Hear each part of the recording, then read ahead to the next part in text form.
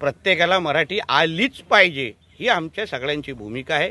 आमच्या परिवहन मंत्रींनी घेतलेली भूमिका, त्याचं समर्थन आदरणीय मुख्यमंत्री सकट आम्ही सगळ्यांनी केलेलं आहे की मराठी प्रत्येकाला आलीच पाहिजे आणि प्रत्येकजण शिकेल ना, असं कोण नाही शिकणार असं कोणच नाही।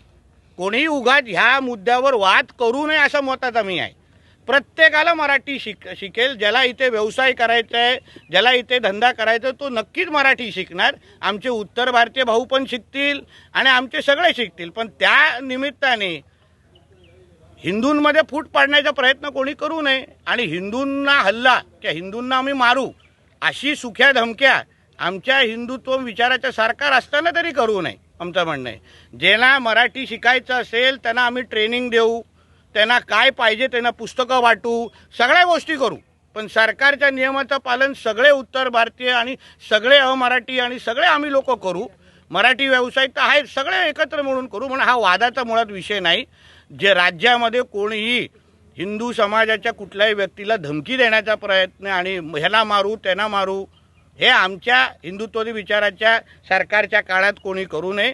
एवढीच अगर खाज असेल तर जेव्हा MIMचे कॉर्पोरेटर बोलते की आम्हाला मराठी येत नाही आणि येण्याची गरज नाही, तेव्हा का गप्प बसतात? मग हे कागदी वाघ कुठे जातात? जाऊन विचारा ना त्या MIMच्या कॉन्ट्रॅक्टरला की मराठी तू का बोलणार नाहीस? तेव्हा हे बिळात लपलेले वाघ कुठे असतात? हिरव्या सापांना ठेचण्याची हिंमत नाही। आणि म्हणून जो नियम तुम्ही आता हिंदू समाजाला लावताना तोच नियम अन्य धर्मांना पण लावा, मग आम्हाला कळेल किती मुसलमान समाजाचे ड्रायव्हर हे मराठी बोलतात। विचारा कधी त्यांना कधी मराठी बोलायला लावणार? सगळी आग अगर हिंदूंवर कोण काढत असेल ना आणि हिंदू समाजाला फूट पाडण्याचा प्रयत्न होत असेल तर आम्ही राज्यामध्ये बसलो, एक लक्षात ठेवा, आम्ही असताना कुठल्याही हिंदूकडे कोण वाकड्या नजरेने बघायला आम्ही देणार नाही, ही आमची भूमिका आहे।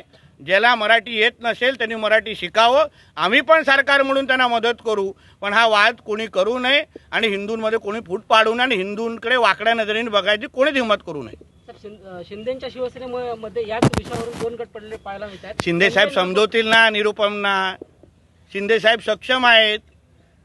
अगर निरुपम आपल्या सरकारच्या विरोधात अगर काही भूमिका घेत असतील तर शिंदे साहेब समजवतील त्यांना की बाबा असा जाऊ नकोस, संपला विषय। भाजप निर्लज्ज झाली आहे। भारत निर्लज्जची व्याख्या काय आहे हे त्याला चांगल्या पद्धतीने माहीत असल्यावर त्याला सगळेच निर्लज्ज वाटत आहेत। निर्लज्ज हे मातोश्रीचा 3ऱ्या माळ्यावर बसलाय, म्हणून निर्लज्ज काय असतो त्यांनी आपल्या मालकाकडे पाहून सांगावं। सुरू होती अशी चर्चा सुरू आहे आणि त्याच्यावरनं टोलचं नोटिफिकेशन आता आलेलं आहे। मी तुमच्या सगळ्यांच्या माध्यमातून माझ्या संपर्कात व्यापारी समाजाचे जे प्रमुख आमचे संजय सावंतजी, जिल्हा व्यापारी समाजाचे प्रमुख संजय सावंतजी माझ्या संपर्कात आहे। मी आमदार होतो तेव्हा जिल्हावासियांवर टोल लागायला दिला नाही, म्हणून टोल अगर चालू पण झाला तर MH07च्या कुठल्याही गाड्याला टोल लागणार नाही। मी जिल्ह्याचा पालकमंत्री आहे, चिंता करू नये।